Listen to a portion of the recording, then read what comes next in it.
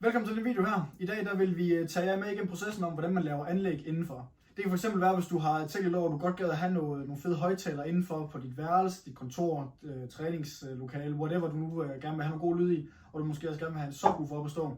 Så de her alternativer, som er lavet til hjemmet, de er som regel ret dyre, og de her produkter her, som vi kender så godt fra bilerne, det kan man altså sagtens få til at spille super lækkert i sit hjem også. Så i dag der vil vi tage med igennem processen om, hvilke produkter man skal bruge, for at det kan lade sig gøre, og vise jer, hvordan vi kommer til at sætte det op her i vores kontor i dag. Jamen, velkommen til vores kontor her. Det er her, vi sidder og arbejder de fleste dage, og vi bruger ret meget tid herinde, så det er jo helt naturligt, vi hører en masse musik også. Indtil videre, der plejer vi bare at bruge sådan en Bluetooth-højttaler, så mange de sikkert bruger på deres værelse, kontor osv., men vi gad godt have lidt bedre sådan surround sound herinde, og så gad vi godt have en subwoofer, så vi kan få lidt bedre bass herinde også.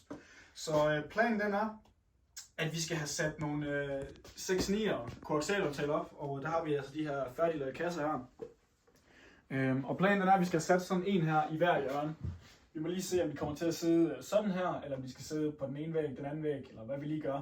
Men i hvert fald en i de 4 hjørner herinde skal vi lige have sat rundt, så der kommer noget lækker surround sound. Så det er lyden. Og ja, det er som sagt de her færdigbyggede kasser her fra AutoConnect af. I dem, der skal vi have vores GasMat XZ 694, som er den mere prisvenlige løsning af 6.9'er fra Gas af, men kommer til at spille super godt. De trækker 100 Watt AMS i 4 ohm det her, og dem har vi så 4 af. Og til det der har vi vores A2 85,4 her, som er Gas' hvad kan man sige, lige tanden bedre 4-kanal forstærker, så den leverer sig, som navnet siger, 85 Watt AMS i 4 kanaler i 4 ohm. Så det er lige lidt under, hvad højtaleren kan trække, men det kommer til at være rigelig højt, når vi får sat det hele op herinde. Og så har vi subwooferen herovre. Det er vores GasMat B2 110'er, som har 300 Watt AMS, 600 på toppen. Så det er altså 600 Watt, vi kommer til at pumpe ind i lokalet her. Det kommer til at være rigtig fint herinde. Det er heller ikke fordi, vi skal have så meget bass, vi jo ikke kan sidde og arbejde, men det skal bare lige brumme lidt. Og til den, der kører vi med en Bass Habit RA 1200 forstærker, så vi har mere end rigelig juice til at få en subwoofer der til at bevæge sig. Her har vi selvfølgelig liggende alle kabler og så videre. Der er 2 strømkabler her, der er 2 sikringsholdere her til den ene og den forstærker. Der er en masse højttalerkabler her, der er faktisk helt 40 meter, men det er jo fordi vi skal have løbet til alle 4 hjørner fra vores forstærker her. Og alle de produkter her, jeg har vist indtil videre, det er jo egentlig bare helt normale bilstereoprodukter. Og for at alt det her, det kan ligesom få strøm, som jo egentlig er den største udfordring med det her med at sætte det op i et hus. Det er jo det her med, at vægstikkene i dit hus, de har som regel 230-240 volt AC, og det vi skal bruge, det er 12 volts DC, ligesom din bil vil have. Og til det, der kan man købe sådan nogle transformer her, hedder det egentlig. Jeg kan vise den her. Det er egentlig bare sådan en omformer her, som man sætter i sin stikkontakt her. Sætter den i her. Så tænder du her på, og så laver den her kasse her, det laver altså de her 240 volts AC for stikkene om til 12 volts DC. Så ligesom på dit batteri, så har du plus og minus terminal. Så det den her den gør, det er egentlig bare, at den giver dig de her 2 12 volts udgange her, så du kan sætte det hele op i huset. Vi linker den her nede i beskrivelsen af videoen, hvor man køber den. Vi har købt den her på Amazon, så det kan I også bare gøre jo. Og så selvfølgelig købe alle produkterne inde på Stratasound.dk. Den eneste ting, jeg lige mangler at nævne også, det er så alt det her skal jo have et lydsignal i stedet fra, og vi bruger bare sådan en Bluetooth transmitter her, sådan en Bluetooth modtager, som er egentlig bare sådan en lille blok, der har Bluetooth i. Der er ikke nogen grund til at sætte en radio op, som står og skal have lys og alt det der nedunder, når vi alligevel bruger forstærkerne til at få strøm til højtalerne med. Så vi bruger sådan en lille Bluetooth-forbinder her. Så det er egentlig sådan en gennemgang af de produkter, vi kommer til at bruge her i dag. Så ja, jeg tænker lige, vi vil vise også lige herover, hvad vi gør med forstærkerne og det, men ellers så skal vi egentlig bare til at komme i gang. Det første vi starter med at gøre nu her, det er lige at få styr på forstærkerne, vores strømforsyning og så videre og de ting der, og det kan selvfølgelig godt bare ligge på gulvet og rode rundt, men vi opfordrer kraftigt til, at man lige får fat i en træplade for eksempel. Vi bruger noget MDF her nu, for bare lige skåret et stykke i den, så vi kan sætte vores forstærkere fast på den, vi kan sætte vores transformer fast på den, og så kan vi sætte vores Bluetooth modtager fast på den også, så det er lige så lækkert. Så vi har et stik fra væggen, der går til pladen, så løber alle ledningerne til højtalerne ud fra pladen, så det egentlig kommer til at ligge sådan nogenlunde lækkert. Så det vi lige skal have en plade til her, hvor der er plads til de forskellige ting, vi skal sætte på, og vi pakker den bare lige en lidt kassefilt her, bare lige sådan lidt pænere. Det skal egentlig være gemt under vores skrivebord, men det er egentlig bare lige så det ser lidt pænere ud, hvis man nu skulle kigge. Så det får lige lidt kassefilt her nu, og så sætter vi nogle ting på den efter. Godt, nu har vi altså lige fået sat det hele fast på brættet her. Det sidder super lækkert og kommer til at sidde skide godt ind på væggen derinde. Det vi skal have gjort nu, det er at vi skal have løbet af ledningerne, og indtil videre der har det jo været rimelig lige til. Skær et bræt, pakke det ind i nogle filt, sæt nogle skruer i nogle forstærkere. Det er jo rimelig nemt at forholde sig til, men nu skal vi lige løbe af ledningerne, og det går vi lige lidt mere i dybden med, så I kan følge med derhjemme. Det er jo i bund og grund på samme måde, som du vil lave anlæg i en bil. Vi har plus- og minus-terminalen. Bare forestil dig, at det her det er jo dit batteri i bilen. Så vi skal have løbet strøm fra vores 2 plus, eller vores 2 terminaler her, til 2 forstærkere. Og der skal selvfølgelig en sikring igennem. Så det der egentlig kommer til at ske, det er, at vi løber et strømkabel til en sikring, fra en sikring til en forstærker. Og så er det det samme med en anden, altså fra transformeren til en sikring til en forstærker. Så det er strøm. Ground løber bare direkte herfra til forstærker, og direkte herfra til en anden forstærker. Så det er egentlig 2 strømkabler. Fordi vi bruger sådan en Bluetooth modtager i stedet for en radio. Det vil egentlig være det samme, hvis det er en radio. Men så har vi nogle stik, den også skal have. Og det er egentlig så nemt, at man bare tager den negative terminal fra Bluetooth modtageren her, og lige sætter en kabelskrue på, så den også kan sidde på her. Og remote og strømledning, de kører bare begge to på den positive terminal. På samme måde, så skal jo de 2 forstærkere, de skal jo også have et remote signal, og det kører vi altså også bare direkte til plus-terminalen her. De her transformer her, de har en tænd slukknap. Så det er jo bare sådan, at når du gerne vil have musik, så tænder du for den, så får den, der kommer strøm hertil, og så tænder begge forstærkere, fordi at remote-ledningen jo også på den positive terminal. Og når du så er færdig med at høre musik, så slukker du bare, og så får de ikke længere remote, fordi den er slukket, og så slukker hele systemet. Så det er egentlig virkelig nemt. Alt der skal have 12 volt, det skal bare dertil. Alt der skal have ground, det skal bare hertil. Så vi får lige sat det på nu, og så kan vi lige vise, når det hele sidder lækkert, hvordan vi har gjort det. Men det er egentlig bare, som jeg forklarer der. Så vi vil lige fange her igen nu, fordi at vi har forløbet alle strømledninger. Så man kan sige, der er jo lyddel med SA-kabler og så videre, og så er der alle med strømmen. Og vi har egentlig forløbet alle strømmen nu. Jeg vil lige vise jer, hvordan vi har løbet det her, så I ved, hvordan I skal lære det hjemme også, når I selv skal installere det. Så hvis vi kommer lidt tættere på her. Hvis vi starter med det positive, så har vi jo den positive terminal her. Den løber ned. Her har vi lige sat begge kabler i samme sko. Der går her til lille krymmeflex på, så det ser lækkert ud. Går ned. Hver sin sikring til hver sin forstærker. Så altså den går ned her i hver sin sikring. Den ene går til vores gasforstærker her, til vores 4-kanals, og den anden går til vores subwooferforstærker. På samme måde, der har vi begge vores ground-kabler i den samme kabelsko her. Den ene den går til den ene forstærker, og den anden går til den anden forstærker. Så det er egentlig super nemt. Så har vi så taget remote fra gasforstærkeren og remote fra bassforstærkeren, løbet det lidt sammen med her. Og de to, de ligger bare løst her lige nu, fordi at, de skal egentlig også bare tilsluttes vores positive.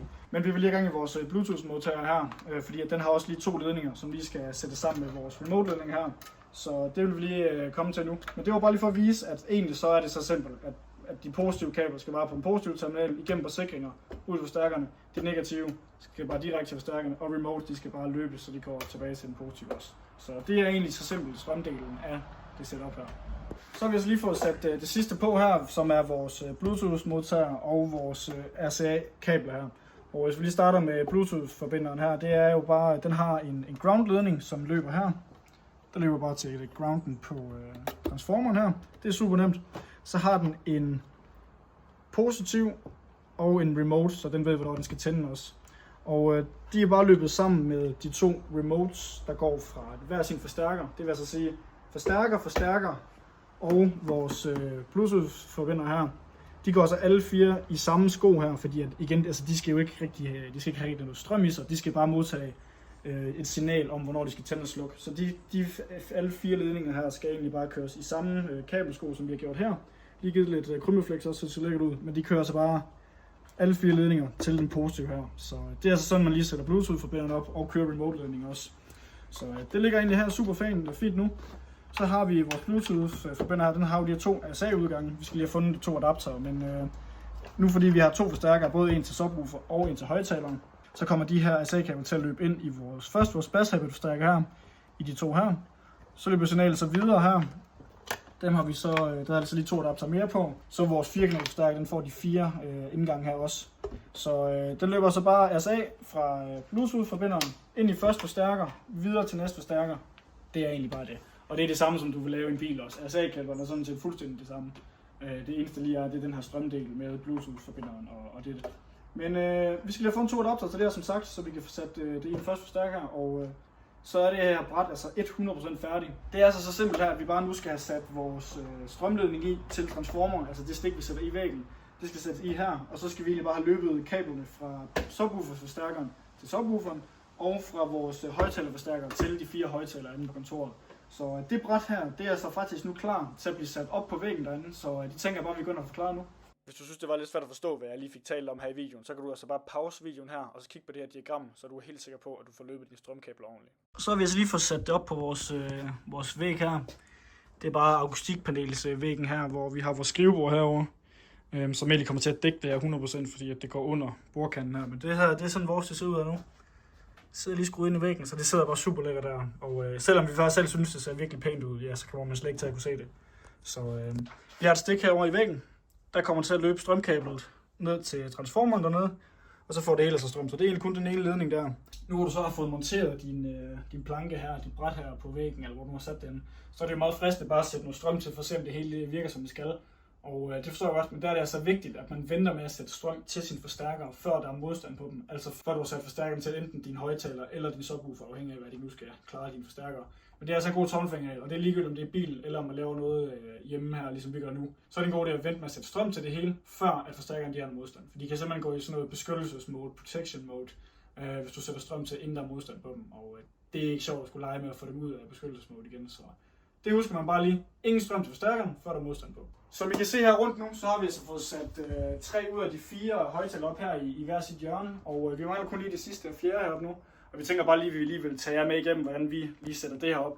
Det er selvfølgelig 100% afhængigt af, hvad du skal have lavet anlæg i et hus. Om du bare skal have en subwoofer, eller du skal have højtaler under sofaen, eller i et skab. I don't know, hvad man kunne finde på hjemme i huset, eller på kontoret, eller whatever.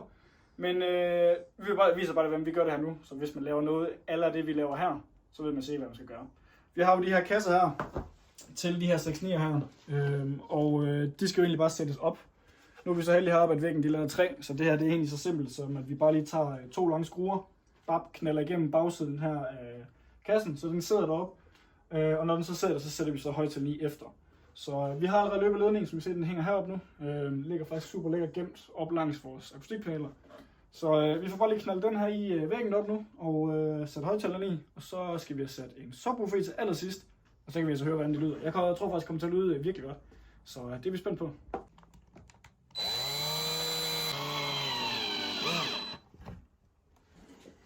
Og vi skal jo egentlig bare lige have sat vores 2 ledninger i kassen her, inden vi får sat den for godt fast op. Sådan der. Så ser de 2 ledninger så i her nu. Nu hvor kassen op, den sidder som den skal, så må vi heller lige få sat musik i højtaleren her også. Og når vi har sat det stik her i nu, så er det egentlig bare for at skrue den her højtaler fast, og så er den færdig ligesom alle de andre.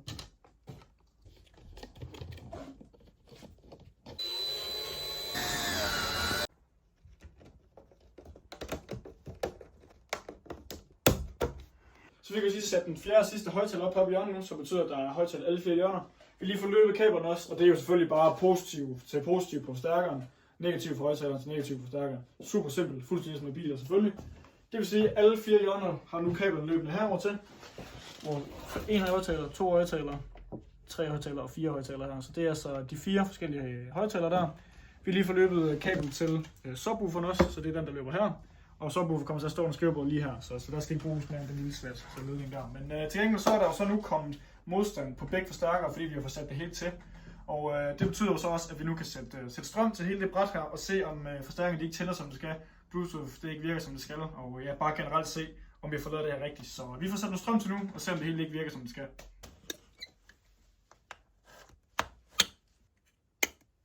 Nu hvor stikket er sat i, så kan vi lige prøve at tænde vores transformer hernede. Se nogle lyde her. Yes, og I kan se, at der kommer grønt lys her i vores subwoofer-forstærker, så den får i hvert fald strøm og remote, som den skal. Og vores gasforstærker heroppe, den lyser også, så det betyder også, at den får strøm og remote, som den skal. Nu hvor vi ved, at det hele får strøm, som det skal, så er der jo ikke andet at gøre end bare lige at få testet med Bluetooth, om det også virker. Nu er det bare lige for at vise det hele i videoen her, men det er jo sådan, når man skal ind og lige finde den på Bluetooth her, for lige at tjekke, om det hele virker, så er det jo bare den her, der hedder BTRA. Det er de der Bluetooth-moduler der, hvis man bruger sådan en. Ellers vil det selvfølgelig bare være navn på sin radio. Men den er hoppet på der, så lad os lige få testet nu, om det hele ikke virker, som det skal.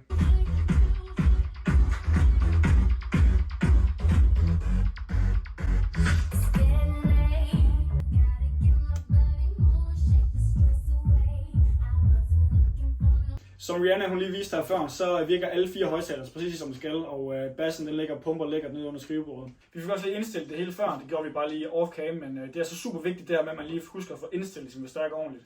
Det er i bund og grund bare det her med at finde et punkt, hvor du får det absolut maksimale ud af dine højtalere, så du ikke går glip af noget ekstra ydelse, men samtidig at du ikke overspiller på for eksempel din subwoofer, så du er nem med at sprænge den. Så det er så super vigtigt, at man lige ved, hvordan man indstiller sin forstærker rigtigt, og vi har desværre ikke lige fået lavet en video med det endnu. Den kommer meget snart med en komplet guide på indstilling af forstærkere, men indtil videre så må du også bare nøjes med en af de andre mange gode guides, du kan finde her på YouTube for eksempel. Så ja, der er ikke så meget at sige til det. Vi håber, du har nyt videoen, og du kan bruge den her guide til, hvis du selv skal lave noget anlæg i dit hus med bilstereo. Som sagt, så ligger der et link nede i beskrivelsen til den her transformer, vi brugte, og ellers kan du finde alle andre produkter inde på stratasom.dk. Så tak fordi du så med.